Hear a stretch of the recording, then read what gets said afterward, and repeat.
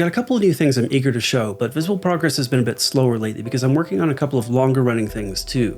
One of those is migrating things from a manifest file to GD script. You may recall I was talking about doing a story event in which new hyperspace links get opened, and I had a gate column in the manifest file where I was going to list story triggers to gate content on, but I think it makes a lot more sense to do this in script, so I have a lot more flexibility to combine different conditions for opening up something new without having to invent some new way of representing that logic.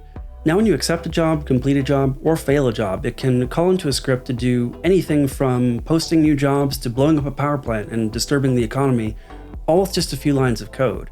As part of this, I'm also sort of reorganizing a lot of code and trying to clean up the interfaces between GDScript and C++ for the sake of both my content and future modded content. Because the session singleton was starting to get kind of bloated and disorganized the same way the Overlord class did way back in the prototype. It was doing a lot of things like relaying calls to other classes that I really should just expose directly to GDScript. Now, most of the story content is going to live in agents, which are going to be a simplified version of what I described when I first talked about doing a universe sim. This one's just a simple example I'm using to test the new job system, which is one of the new things I want to show you. When selecting a job, you'll see a breakdown of estimated profit based on your current crew, and I haven't implemented crew pay yet, but I finally decided how that's going to work. Each crew member costs a fixed amount to hire, but they'll also take a cut of every job while they're with you. That cut ranges from 10 to 20% depending on what level they are when you hire them. So if you hire them at level 1, they'll only take 10%, and it stays that way for the rest of the game. That's an incentive to keep them alive and train them up over time. That still means you can only hire a maximum of 9 crew members before you're no longer making any profit on jobs at all, or only 4 if you're hiring at the highest level. Anyway, I need to build some cargo pads before I can accept this job.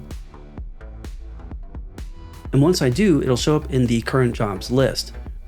Selecting a job here will automatically pop open the map and select the appropriate destination. Speaking of which, this map has had quite an overhaul. You can now see how each location is connected and what route you'll take.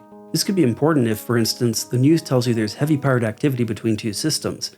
You might want to take a different route, although for now that just means going one step at a time. I don't have a way to queue up multiple destinations, and I'm not sure yet if it's really worth it. I was also really happy with these icons I got just by scaling down renders of the voxel art. That's another advantage to working with voxels. It translates very easily into something that looks like pixel art, without having to redraw it by hand.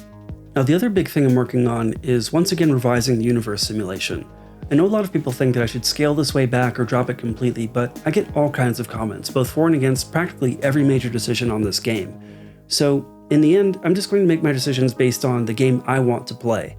And I want a universe that feels alive and reacts to my choices, so the simulation stays, but sometimes the feedback I get does change my mind, and someone made a good point about having the market flooded with too many procedurally generated goods, making it hard to really pay attention to them or care about them.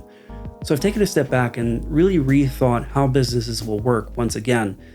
And I'm tempted to once again go into a long discussion about what I plan to do in the new design, but I think this time I'll wait until it's actually finished because it might still change a bit as I feel it out.